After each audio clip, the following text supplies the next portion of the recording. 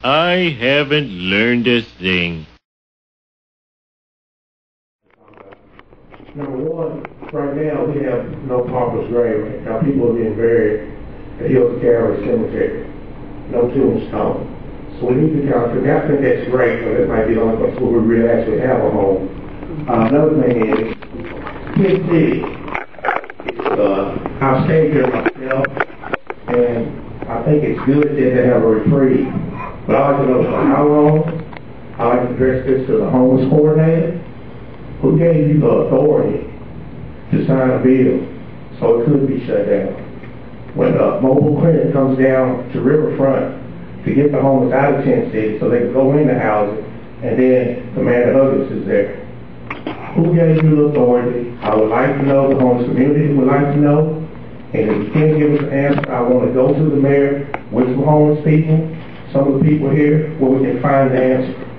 I want to know, how can you represent us who are this low on the ground trying to get up and then sign a bill like that? Lieutenant Swisher, I watched you keep doing what you're doing. We still need some land because we're not going to be at King City for long because the business district is still homeless people, my brothers and sisters. Have your plan B. You're going to have it. And then as far as representatives out of Tent City, the people that live there need to come together and vote on who they want to be there. Then we have an outside moderator. And for the first time in 8 years, I'm no longer homeless. I'm paying my own rent. Yesterday, I had money for rent, but I didn't have money to catch a bus to get there to pay my rent. So I'm fighting like hell. I just came from a city called Galveston, Texas that had been destroyed, completely destroyed. No matter whether you had HIV, if you were a drug addict or whatever, we're all in the same boat, homelessness. I come here humbly. I love and respect you, Clifton. I just want to know. And I want the mayor to do what this guy that I thought I'd never seen in my lifetime become president said, I will be a president for all of you. I want the mayor to be a mayor for everyone. I want the mayor to come down to Tent City. I want him to help clean up. When you give us the right tools, we can prosper too. And some of us want to live in prosperity. And it just hurts me to know that in 2006 there was a young lady by the name of Tara Cole that was there because there was no housing. And it still has been no ground broken for housing. And some people don't want to live in houses. Some people want to live off the land. So we need land still. And we need to run it on our own. Or we can come to you and tell you, we need this many rolls of toilet paper, we need the porta-john change, we need this. You know, we can do some things. And then we can say, united we stand. Tennessee, Nashville, which is the Athens of the South, can be the leader for the rest of the world because we go everywhere to help everybody else. Let's clean up our front yard, our backyard. I like to thank Belmont, Vanderbilt, the churches that came down and helped. And then we can't throw everything on Charlie. They wanted to stop Tent City November the 1st because of rooming in. He can only do so much. I want to shut Charlie down. Let him enjoy some of his retirement. You know? Thank you.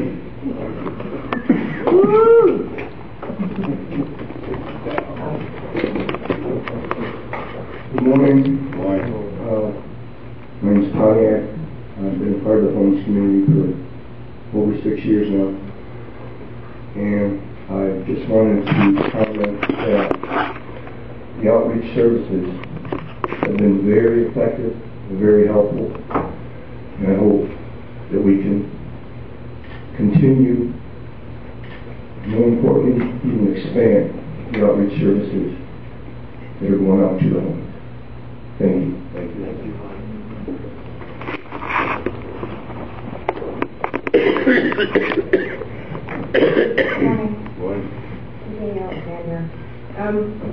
And there's something I want to talk about because I'm very concerned about this going forward.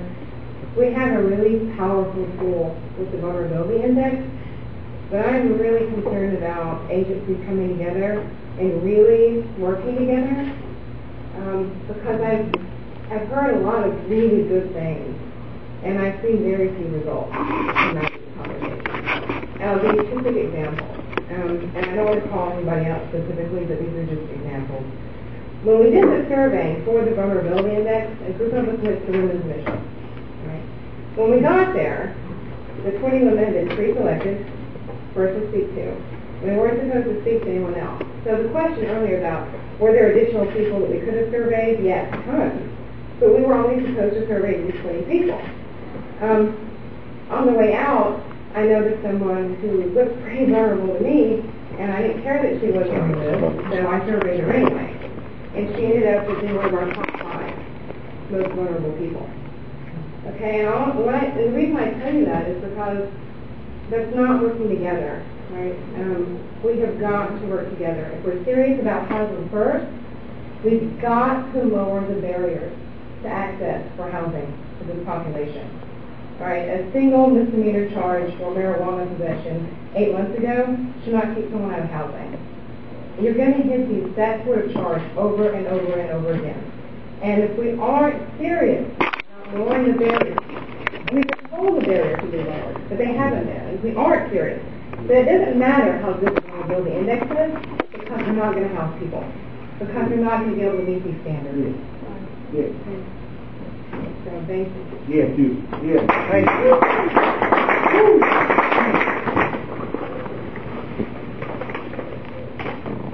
Morning, Steve-n-Dorth. Just want to say it's good to be here again. I hold Bill Carly in high regard. I think he's a good guy, but we have some problems as far as homeless people. We woke up at 5 o'clock in the morning and saying, hey, we want to do a survey is wrong. It's rude and inappropriate. You don't go out and wake people up that time in the morning. And it was represented to some people as a homeless count. It wasn't. It was a survey. And these people are very tired. A lot of people on the street are tired. And to wake them up at that time in the morning is just wrong. A vulnerability index is fine, but everybody on the street is vulnerable. I don't care what sort of criteria you use, it's all subjective. Everybody on the street is vulnerable. They're hurting.